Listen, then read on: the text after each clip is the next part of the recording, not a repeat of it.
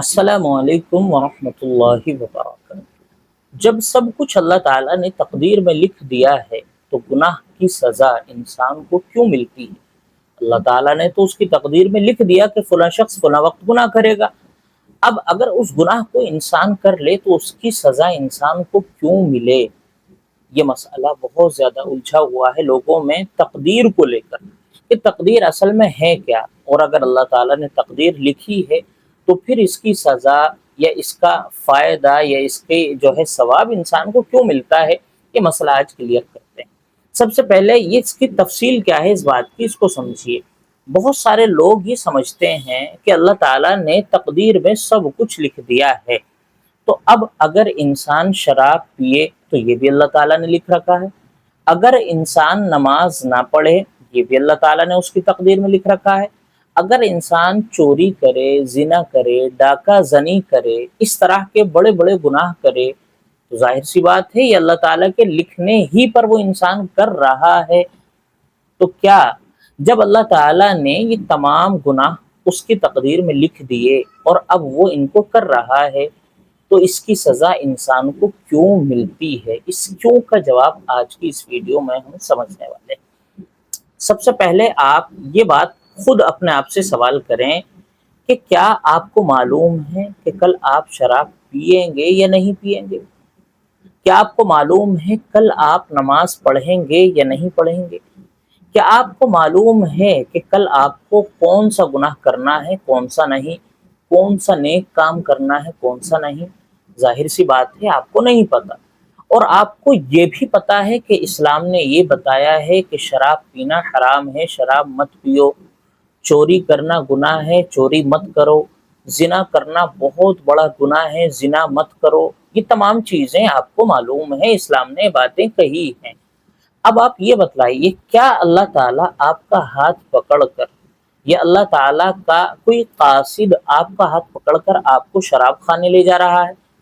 کیا اللہ تعالیٰ آپ کا ہاتھ پکڑ کر آپ کو زنا کرنے لے جا رہا ہے؟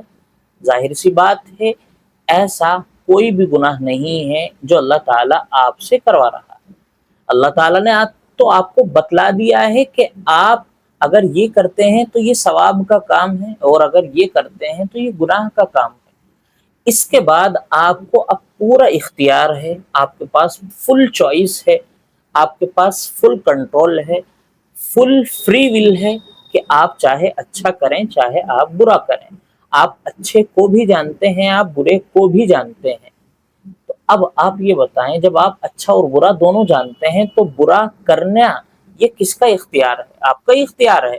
اچھا کرنا یہ کس کا اختیار ہے؟ یہ آپ کا اختیار ہے۔ آپ کے سامنے آپ کے دسترخوان پر ایک پلیٹ میں دال رکھی ہوئی ہے اور ایک پلیٹ میں جو ہے مرغا رکھا ہوا ہے، تو ظاہر سی بات ہے آپ کو فل اختیار ہے، آپ چاہے دال کھائیں چاہے آپ مرغا کھائیں۔ یا آپ کے ہاتھ پکڑ کر کوئی آپ کو مرغا کھلا رہا ہے یا آپ کو ہاتھ پکڑ کر آپ کا کوئی جو ہے آپ کو دال کھلا رہا ہے؟ ظاہر سی بات ہے ایسا نہیں، آپ کو فل اختیار ہے، جو آپ کھائیں گے آپ اپنی مرضی سے کھائیں گے۔ اب اگر آپ کا دال کھا کر پیٹ خراب ہو گیا تو کیا اس میں اللہ تعالیٰ نے آپ کے لیے لکھا تھا کہ آپ کا پیٹ خراب ہو جائے گا؟ یہ تو آپ کی چوائس اور آپ کا اختیار تھا کہ آپ ان دونوں میں سے کیا چیز کھائیں کیا نہ کھائیں۔ تو یہ فری ول ہے، اللہ تعالیٰ نے آپ کو یہ آزادی دے رکھی ہے، آپ اچھا بھی کر سکتے ہیں برا بھی کر سکتے ہیں۔ اور اتنی آزادی دینے کے بعد اللہ تعالیٰ نے آپ کو یہ بھی بتلا دیا کہ اگر آپ یہ کرتے ہیں تو یہ گناہ ہے، اگر آپ یہ کرتے ہیں تو یہ ثواب ہے، اور اس کے بعد آپ کو فل چوائس ہے، فل اختیار ہے۔ تو اب یہ اچھا کرنا آپ کا عمل ہے، یہ برا کرنا بھی آپ کا عمل ہے۔ اچھا کرو گے تو ثواب ملے گا، برا کرو گے تو گناہ ملے گا۔ اللہ تعالیٰ نے تقدیر میں لکھ دیا ہے، اس کا مطلب بھی آسان مطلب سمجھ لیجیے۔ اللہ تعالیٰ عالم الغیب ہے، آگے تک کی باتیں جانتے ہیں، آپ اور ہم یہ نہیں جانتے کل کیا ہوگا پرسوں کیا ہوگا، لیکن اللہ تعالیٰ یہ تمام باتیں جانتے ہیں۔ اللہ تعالیٰ نے تمام انسانوں کی پوری زندگی اپنے علم غیب سے دیکھ کر اس کو لکھ دیا، یہ لکھا ہوا تقدیر۔ اللہ تعالیٰ نے یہ نہیں لکھا کہ آپ فلاں وقت میں فلاں چیز کریں گے، نہیں، اللہ تعالیٰ نے آپ کی پوری زندگی کو دیکھا، آپ کی زندگی سے لے کر موت تک کے تمام حالات دیکھے اور ان تمام حالات کو لکھ دیا۔ اب اللہ تعالیٰ اپنے علم غیب سے بتلاتا ہے کہ فلاں شخص فلاں دن فلاں تاریخ میں فلاں اچھا کام کرے گا، فلاں برا کام کرے گا۔ ایسا نہیں ہے کہ جو اللہ تعالیٰ نے لکھ دیا وہ آپ کو کرنا ہی کرنا ہے، نہیں، اللہ تعالیٰ نے آپ کی پوری زندگی دیکھی، اس کو لکھ دیا۔ اللہ تعالیٰ نے پہلے دیکھی ہے، اس کے بعد لکھا ہے۔ تو اللہ تعالیٰ نے پہلے لکھا ہے، اس کے بعد آپ کی زندگی طے نہیں ہوئی، پہلے اللہ تعالیٰ نے دیکھا پھر لکھا۔ اور اگر ایسا ہوتا کہ اللہ تعالیٰ پہلے لکھ دیتا اس کے بعد سب کچھ وہی ہوتا جو اللہ تعالیٰ نے لکھا ہے، تو یہ ہوتا تھوپنا، یہ ہوتا تھوپنا، یہ ایسی تقدیر ہوتی جس کو تھوپ دیا جاتا۔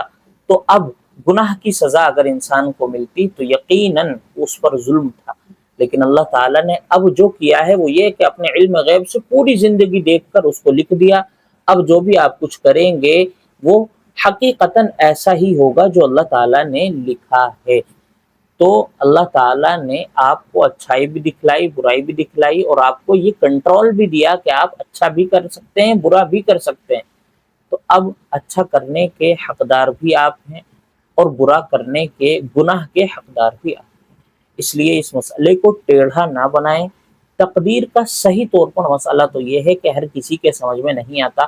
بہتر تو یہ ہے کہ تقدیر کے معاملے میں یا تو خاموش رہیں یا اپنے علماء کرام سے اس معاملے میں پوچھیں اور ان سے سیکھیں، خود اپنی طرف سے کچھ بھی نہ کہیں۔